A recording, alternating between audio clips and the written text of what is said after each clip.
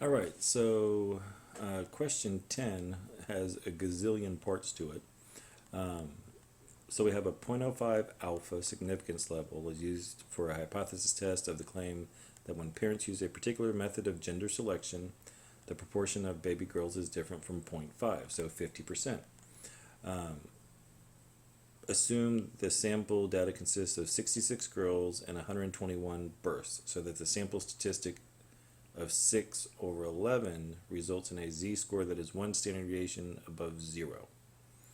Um, so if I look at 66 over 121, that is 6 elevenths. So 6 times 11 is 66. 11 times 11 is 121. So this is just a reduced p-hat. Our sample proportion is 66 over 121. So our null hypothesis would be that p equals 0.5. Again, if 50% gender is what we think is normal. And it says is different from 0.5. So different would be a not equal to. Then next we have what is the value of alpha? Well, that's our significance level.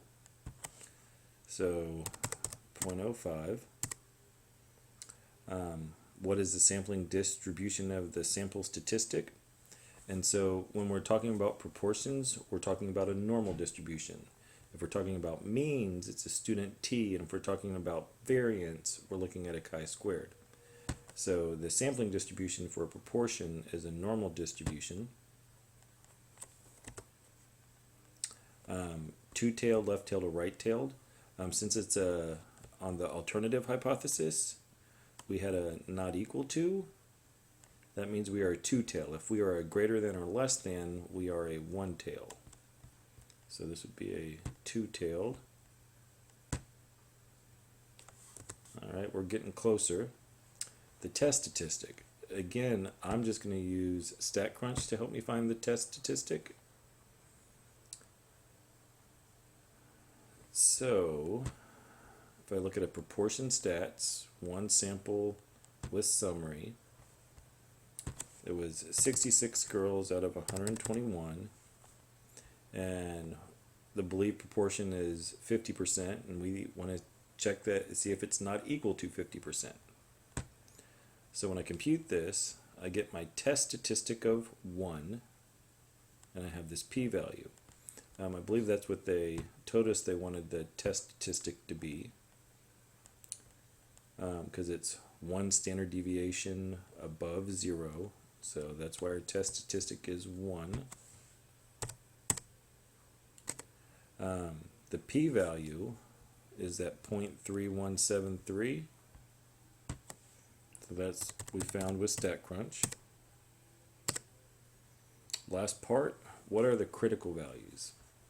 So if we're dealing with a normal distribution and our alpha is 0.05, we can find these by saying to the left I want 2.5%, and then to the right I want 2.5%. So we could just plug in 2.5%, and that'll give us the critical value for the left. And again, since we're two-tailed, I'm going to have an area to the right. So I'd have negative 1.96 and then positive 1.96.